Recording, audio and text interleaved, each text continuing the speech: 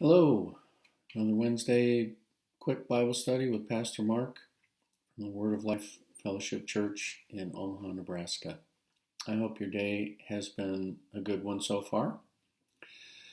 And let's just get right into the Word. So today we're going to start with Acts chapter 16. And we're going to basically stay in Acts chapter 16. I'm going to try and make this fairly quick for time's sake, but truly there's a lot going on in this chapter. And we're going to just briefly cover all of it. Well, most of it. At the beginning of the chapter, early in the chapter, Paul and Silas, and they pick up Timothy. And they're going on their travels, and they try and go a couple of different directions, but the Holy Spirit doesn't let them. It says, no, don't go this way. So they turn, they go another direction, don't go to that town, turn and go somewhere else.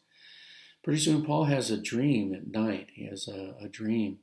A man in Macedonia, a Macedonian man is asking him to come and help them.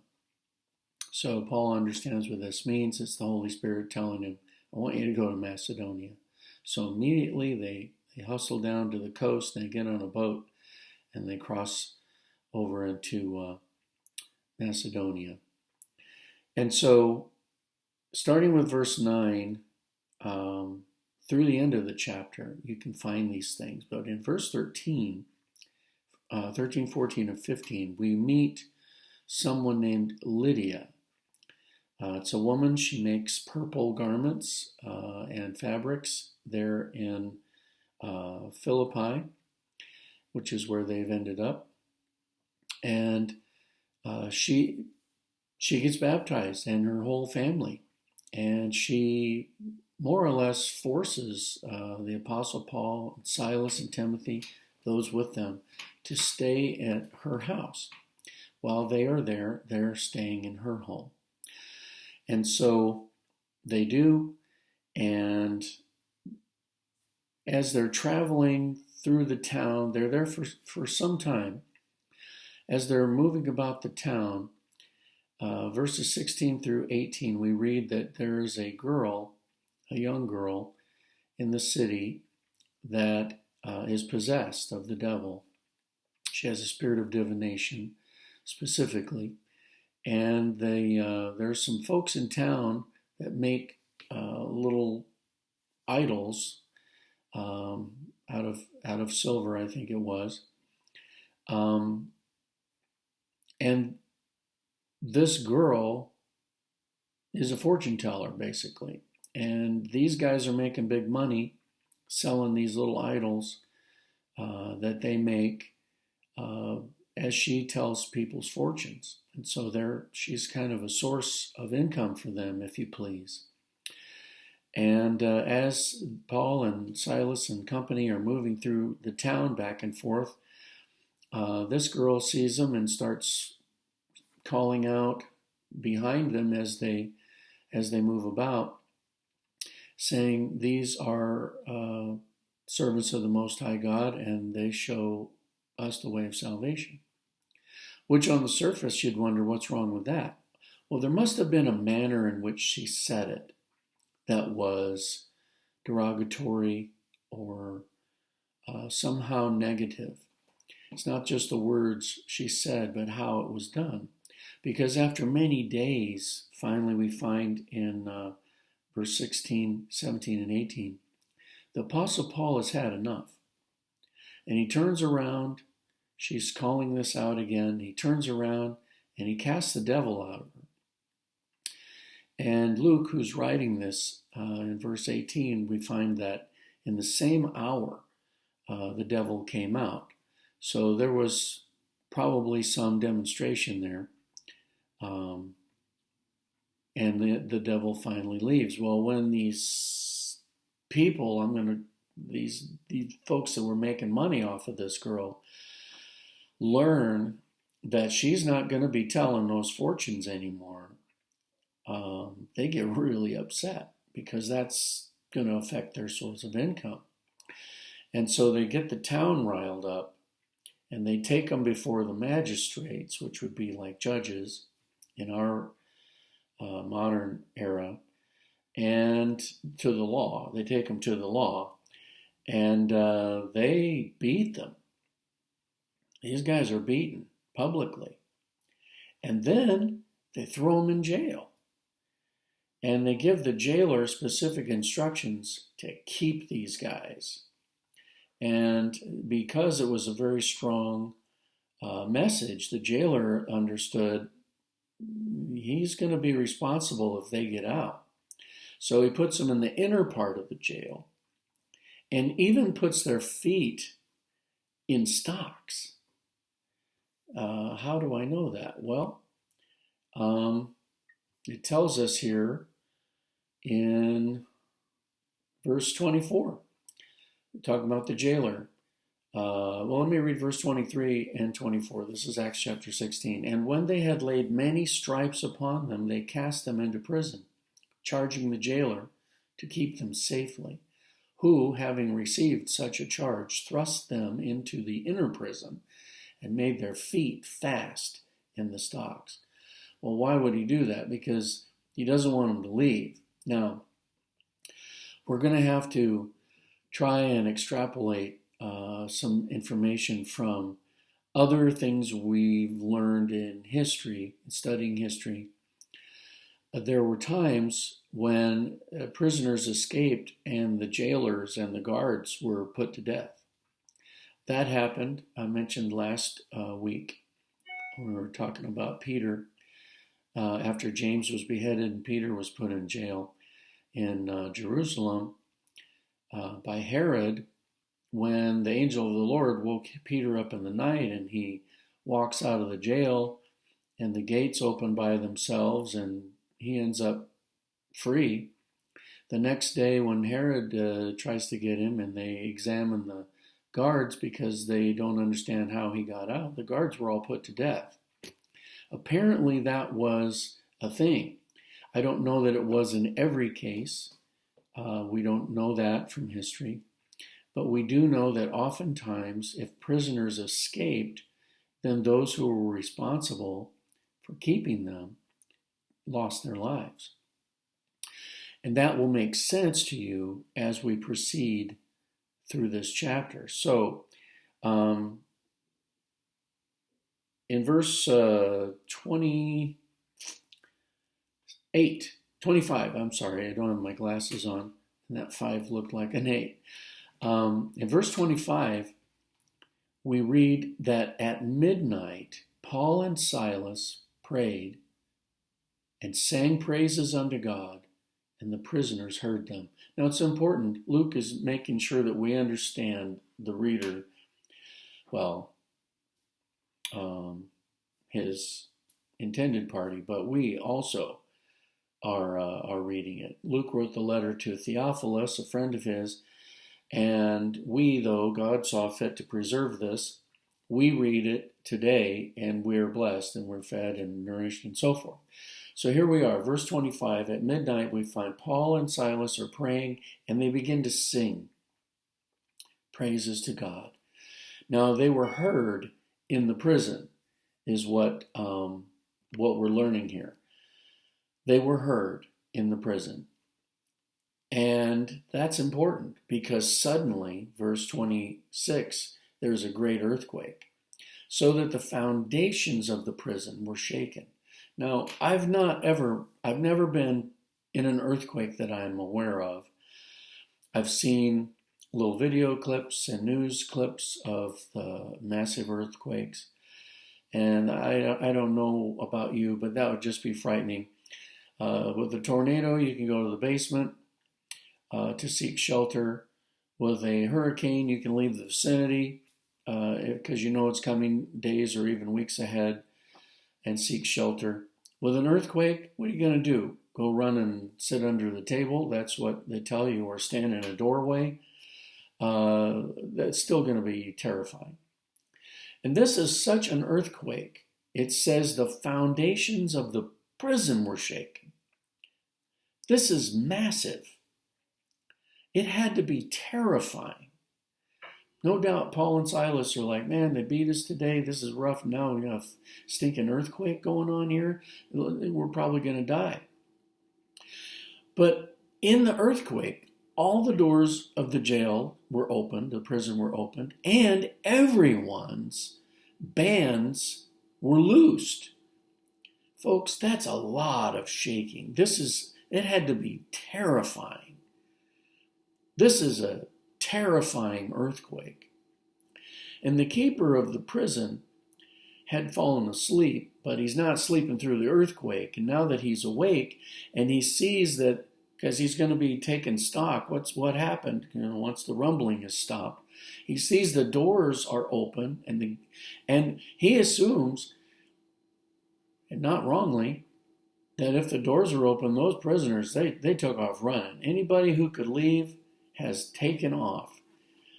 And he draws out his sword in the middle of verse 27 and would have, it says, I'm reading, he drew out his sword and would have killed himself, supposing that the prisoners had been fled. So as I mentioned earlier, there were times when those responsible for keeping prisoners, if they escaped, then that person or those people lost their lives. He is making this presumption, I believe, and he is just going to kill himself. He's pretty distraught. But Paul, verse 28, cries with a loud voice because Paul saw him. And he says, do yourself no harm, for we are all here. And the jailer then, verse 29, calls for a light and goes in, and he's trembling, and he falls down before Paul and Silas. And now he brings them out. Verse 30 says, and he brought them out. So he fell down, but now he's up, and he's bringing them out. And he asks them a question and says, sirs, what must I do to be saved? Verse 31, and they said, believe on the Lord Jesus Christ, and you shall be saved, and your house. Verse 32, and they spoke unto him the word of the Lord. So they said other things to him, and to all that were in his house. So now they're not at the jail anymore. They're at his house. And he took them the same hour of the night, verse 33, and washed their stripes and was baptized, he and all of his, straightway. That's the King James Version, meaning right away or immediately. There was no delay. They didn't wait till morning. It's still at night. He washes their wounds, because that tells you they were in a pitiful state. And then he and his whole household, everybody in his family basically that were in his house, were baptized. Verse 34, and when he had brought them into his house, so now after they've been baptized, they came back into the house. I don't know what all that means, but they went somewhere and now they're back. He set meat before them, or food, and rejoiced and believing in God with all his house. He and his whole family are rejoicing. They're filled with joy, the joy of the Lord. They're saved. Their sins are forgiven. They've been baptized.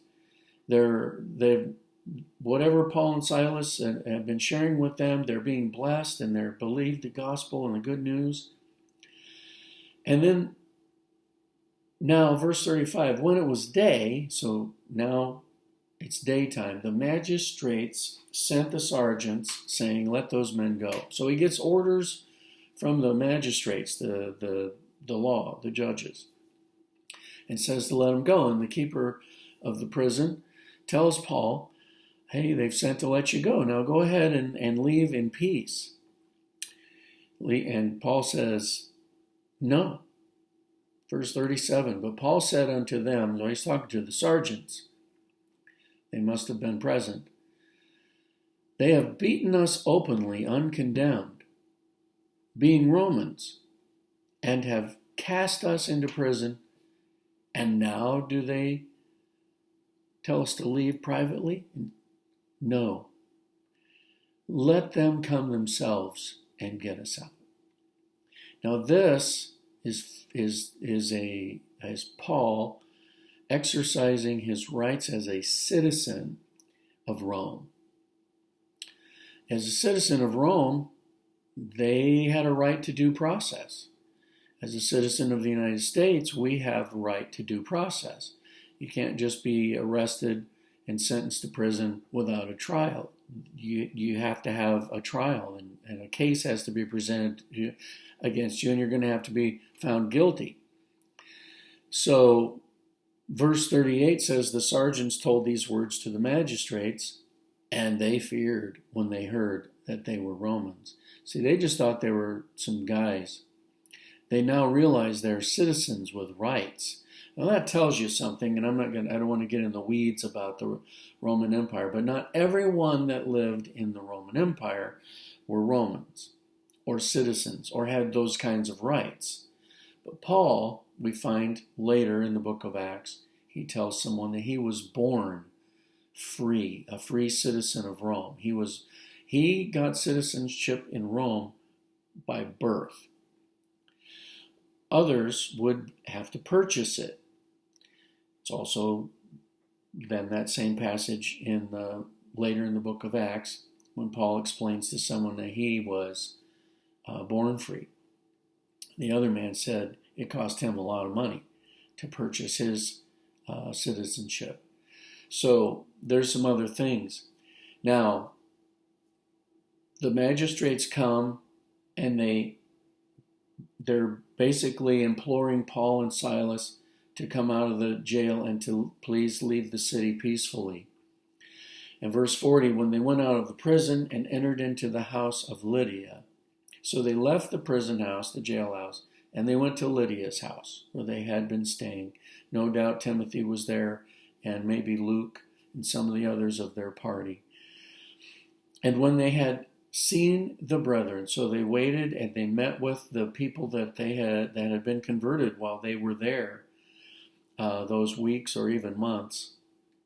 We don't know exactly how long. They comforted those folks and then they departed. Wow, there's a lot here.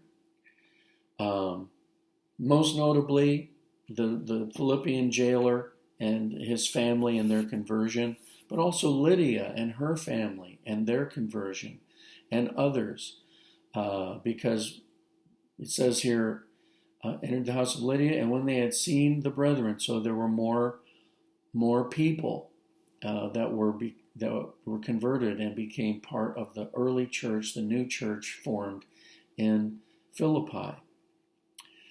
I don't have time to go into a whole lot more, but this is a really great thing. Now, remember, Paul and Silas, they were beaten. They were thrown in the jail. They were in the earthquake. In the very next chapter, they go to Thessalonica, where later the books of 1st and 2nd Thessalonians were written. When they got to Thessalonica, it's just shortly after they were beaten for this in Philippi. And in the first, I think it's the first letter to the Thessalonian church, Paul mentions that they were not in the best shape when they first got there.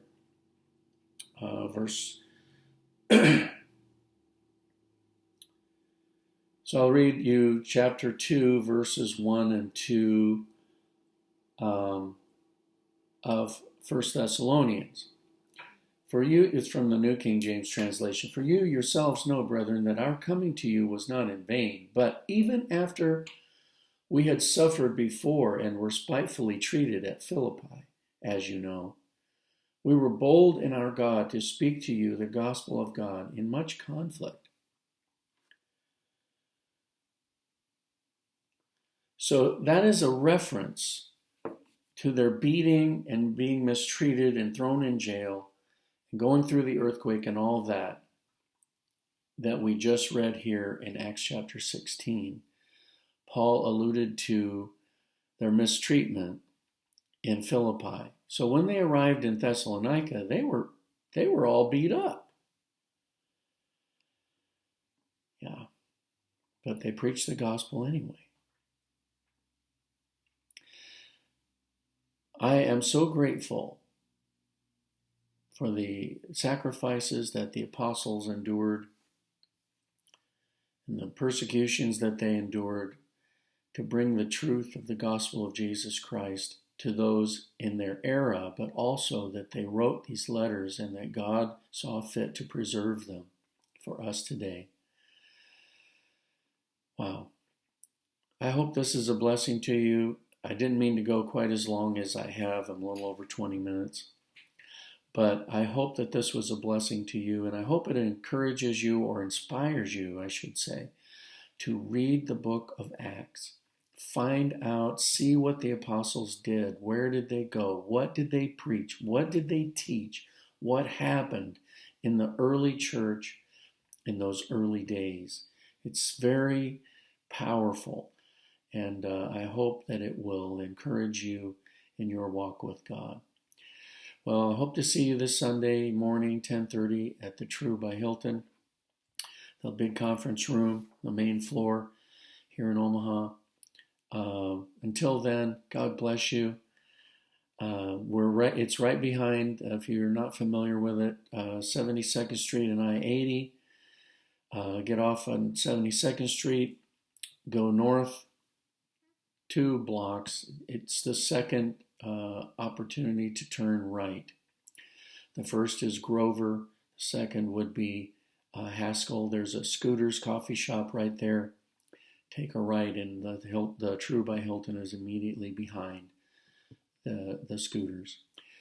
God bless you. Have a great rest of your day.